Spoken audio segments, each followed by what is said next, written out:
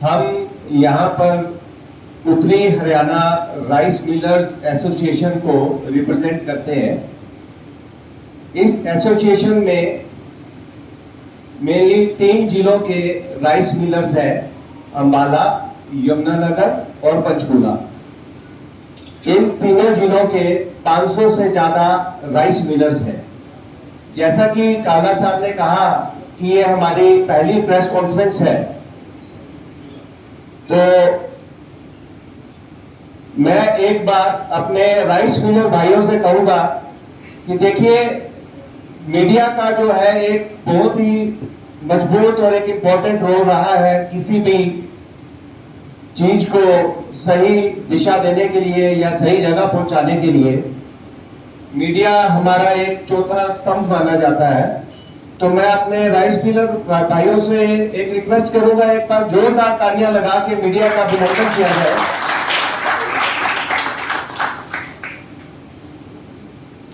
इस एसोसिएशन का गठन अभी 2 महीने पहले ही हुआ है। इसका गठन इसलिए हुआ है क्योंकि हमारे जिले में, हमारे जो 3 जिले हैं, यमुनानगर, अंबाला और पंचकूला, 500 से ज्यादा राइस मिलर्स जो है लगभग सीएमआर का कार्य कर रहे हैं। वैसे हमने अपनी ब्रीफिंग में बता दिया है, सीएमआर यानी कस्टम मिल्ड राइस।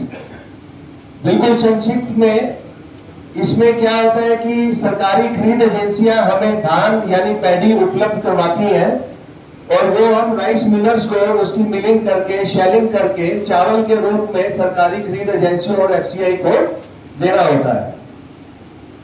पिछले कुछ वर्षों से हमारे इस बिजनेस में काफी सारी समस्याएं आ रही हैं, लेकिन गत वर्ष यानी सीजन 2023-24 KMS 2023-24 में तो इतनी समस्याएं आई हैं कि पानी सर से ऊपर निकल गया है।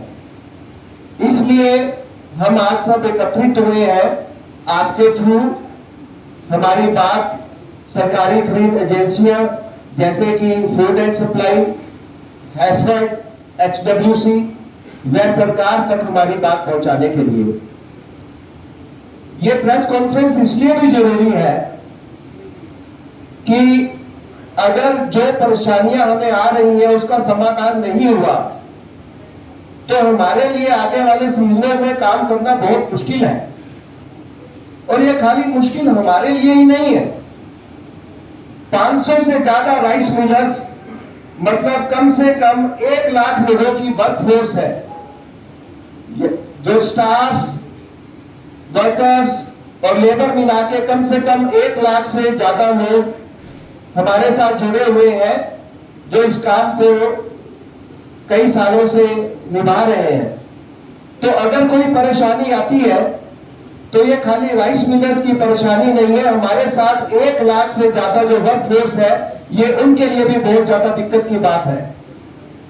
और सबसे बड़ी बात और सबसे जरूरी बात, अगर राइस मिलर्स ही नहीं ढंग से चल पाएंगे तो जो किसान मंडियों में धान लेके आता है, पैडी लेके आता है, सरकारें या खरीद एजेंसियां उनका क्या करेंगी?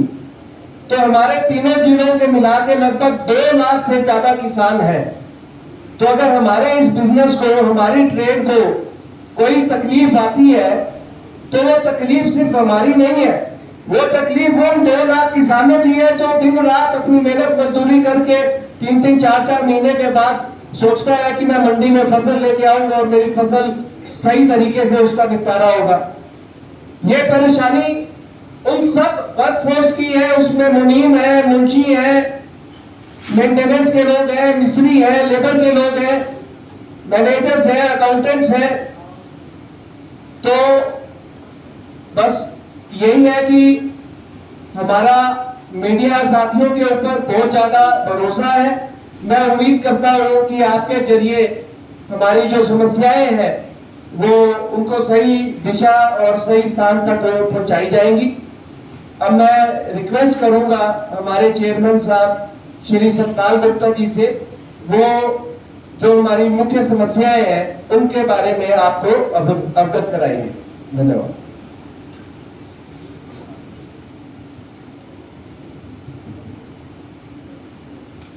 सभी पत्रकार बंधुओं को नमस्कार। और तीनों जिलों के आए हुए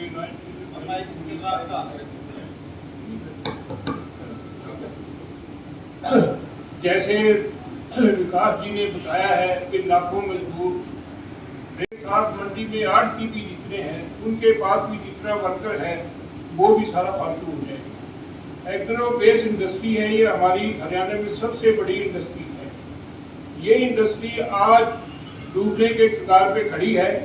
अगर सरकार से जो हमारे मांगे हैं या कुछ शर्तें हैं अगर वो पूरी नहीं हुई तो आगामी 24-25 की जो क्रॉप ईयर है उसमें राइस मिलर काम करने में असमर्थ है। इसमें हमारी जो मुख्य डिमांड है वो मैं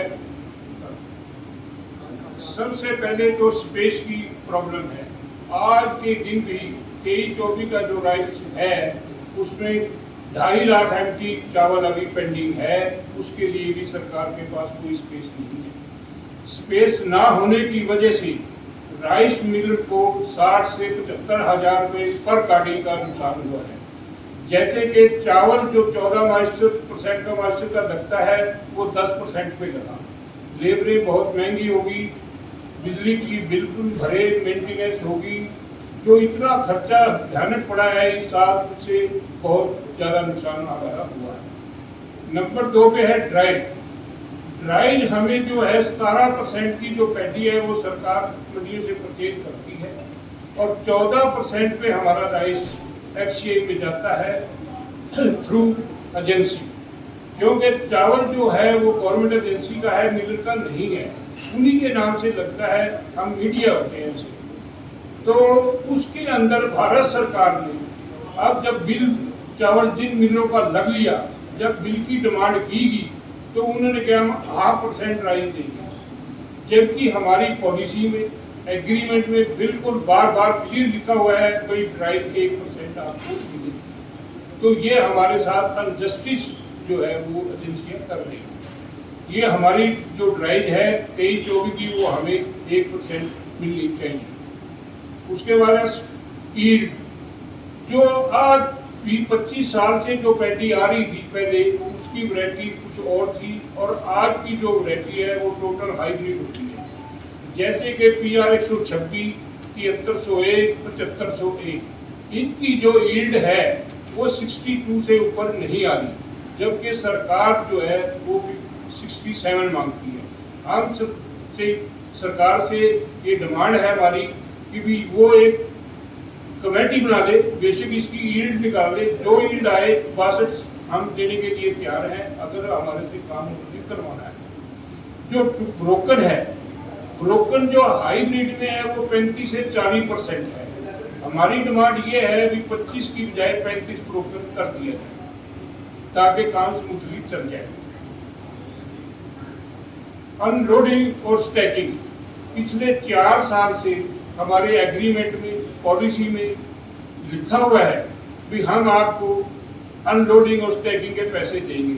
जैसे कि ठेकेदार को वीट में, सनफ्लावर में, बाजरा में या कपास में सब में अनलोडिंग और स्टैकिंग के पैसे देते हैं। इसके 2 पार्ट होते हैं, एक अनलोडिंग और एक अनलोडिंग। लोडिंग के पैसे जो है वो दे रहे हैं हम आड़ती को, अनलोडिंग जो है वो मिलर को देने हैं, उन्होंने वो नहीं दे रहे। तो ये हमारी मांग है कि हमारे जो 4 साल के पैसे रुके पड़े हैं वो हमारे रिलीव किए जाए। वुडन क्रेड और तरपाल सरकार की पॉलिसी और एग्रीमेंट दोनों में लिखा हुआ है। पहले सरकार दे रही थी 15 रुपए टन यानी 1.5 रुपए क्विंटल, तो अब उन्होंने 3 साल से बंद कर दिए। तो वो हम कहते हैं जब आपने एग्रीमेंट में जो हमारे से कमिटमेंट हुई है, पॉलिसी में कमिटमेंट है, वो हमारे पैसे रिलीज करें, वो भी सरकार नहीं रिलीज कर। मिलिंग जो है वो 25 साल से 10 रुपए है, जबकि आज बिजली का बिल कितना महंगा हो गया है, लेबरें कितनी महंगी है, मेंटेनेंस महंगी है, स्पेयर पार्ट महंगा है, तनख्वाहें वर्कर की महंगी हैं। तो इस करके हम ये कहते हैं कि छत्तीसगढ़ में 120 रुपये है क्विंटल, तो हमारी भी 120 रुपये क्विंटल की है। एक है बारदाना डेप्रिसिएशन, जो 50-50 बारदाना लगता है पैडी में, और वो जूट का बारदाना ही लगता है, उसमें प्लास्टिक का बारदाना नहीं लगता। तो उसके जो है सरकार हमें पैसे देती थी पिछले साल तक 7 रुपये 24 पैसे पर मन बिना बिल के। अब के उन्होंने ये कह दिया कि बिल लेंगे 14 रुपये 10 पैसे देंगे आप। अब जिन मिलरों के पास बिल नहीं है उन्होंने वो 7 रुपये 24 पैसे भी बंद कर दिए। तो हमारी सरकार से ये प्रार्थना है कि भी हमारा जिसके पास बिल नहीं है उसको 7 रुपये 24 पैसे दे दें, और जिसके पास बिल है वो 14 रुपये 49 पैसे दे दें, और 24-25 की क्रॉप से बिल की कंडीशन जो है ना हटाई जाए। क्योंकि बारदाना इतना महंगा है कि हर साल मिलर बारदाना नहीं परचेज करेगा। जब वो बारदाना है जीरी तो बारदाने में ही जाएगी ना, कोई काफी तेल फार्म में तो जाएगी। मॉइस्चर कट का ये है कि सरकार ने एग्रीमेंट में और पॉलिसी में दिया हुआ है भी पैडी पे जो मॉइस्चर आएगी पैडी में उसका आपने पैडी ही लेनी है, ग्रेन लेना है, यानी पैसे नहीं लेनी। किसान पे जो है वो कट जो लगेगा मॉइस्चर कट, उसकी पैडी लेनी पड़ेगी। और चावल में सरकार उल्टा कर रही है। हम ये कह रहे हैं कि पैडी और राइस बोथ में एक ही कंडीशन होनी चाहिए। जब वो लेना है इसी पट्टे से तो देना भी उसी पट्टे से चाहिए ना। तो चावल पे वो जो मॉइस्चर कट है वो 110% काटती है, यानी उसमें 100% की बजाय भी 110% लेती है। तो ये बिल्कुल अनजस्टिस है, ये नहीं होना चाहिए। ये ग्रेन लेना चाहिए, जबकि एफसीआई ग्रेन ही काट रही है, एफसीआई पैसे नहीं काट रही। जो एजेंसियां हैं वो हमारे बिल से जो सिक्योरिटी है या जो थोड़ा बिल बनता है उसमें जो उसके पैसे काटते हैं। तो हम तो हमारी यही डिमांड है कि इसको ना करें। और जो हमने डिमांड रखी है वो डिमांड हमारी पूरी करें।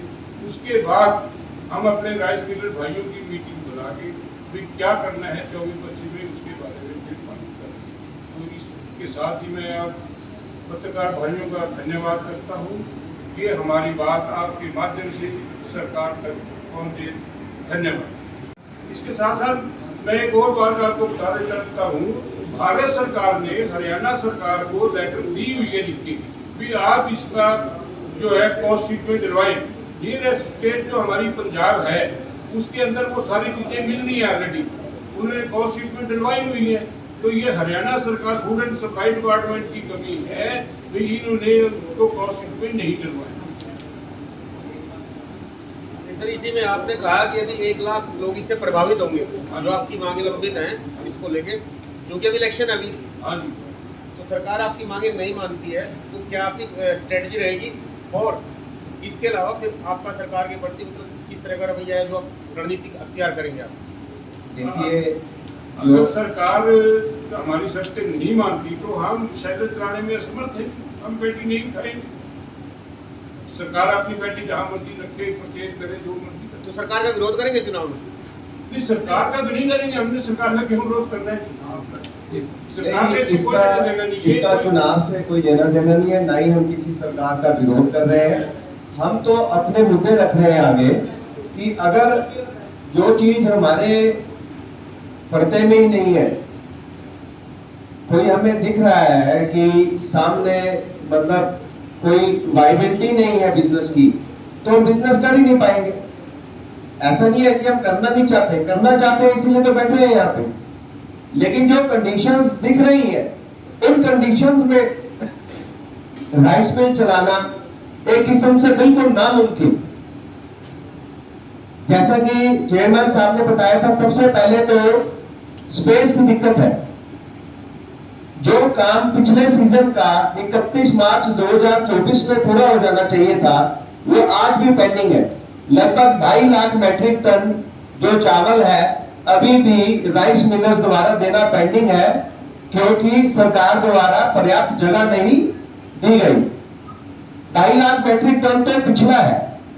आने वाले सीजन में एक्सपेक्टेड पैडी जो है वो 60 लाख मैट्रिक टन होगी, और लगभग जो पूरे हरियाणा को चावल लगाना होगा वो कम से कम 37 लाख मैट्रिक टन लगवाना है।